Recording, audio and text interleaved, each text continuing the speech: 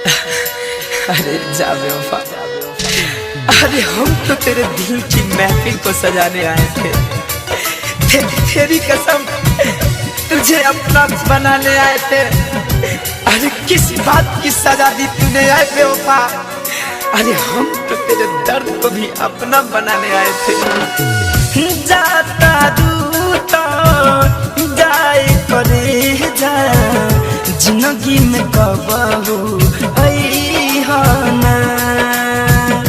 जाता दूता जाए करे जा, जिंदगी में कबहू ना।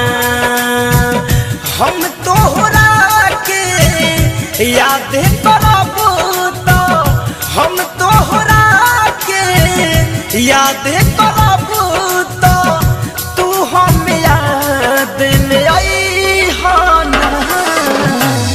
जाता दूता जाए करे जा, जिंदगी में कबहू अइहा ना।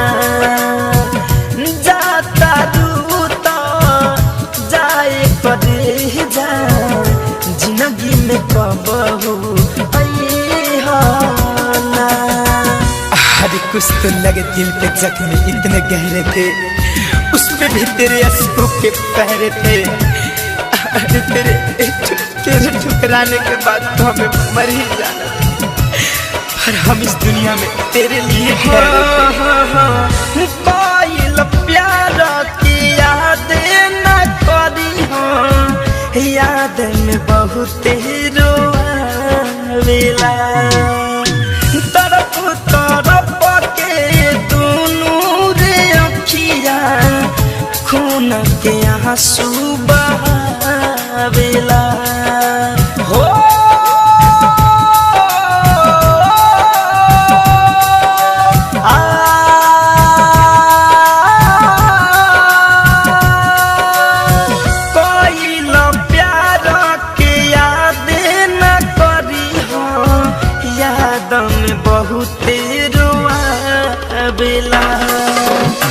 तरफ तरफ के दोनों रे अखिया, खून के आंसू बहावेला।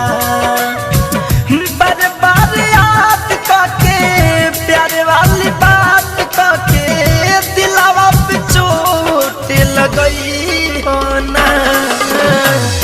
जाता दूता जाए करे जा, जिंदगी में कबहू अइहा। अरे हम भी कभी मुस्कुराया करते थे, उजले चमन में खिलखिलाया करते थे। अरे उसी दिए ने मेरे हाथ के लकीर को जला दिया, जिस दिए को हवा से बचाया करते थे। Music by Alok Rai. Prince Aryan के सब बातें मनी होई न कब तोहरा दुख हो।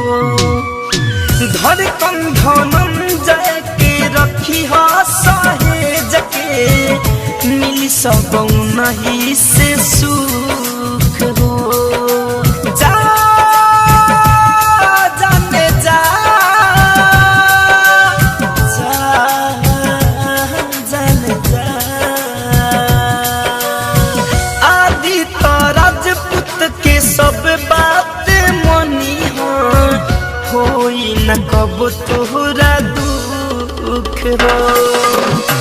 धड़कन धनंजय के रखी हो सहेज के, मिली सब नहीं से सुख हो। इतने निहोरा बात तोहरा से, पियावा के तना सतई हो ना। जाता दूता जाए करे जा, जिंदगी में कबहू अइहा ना।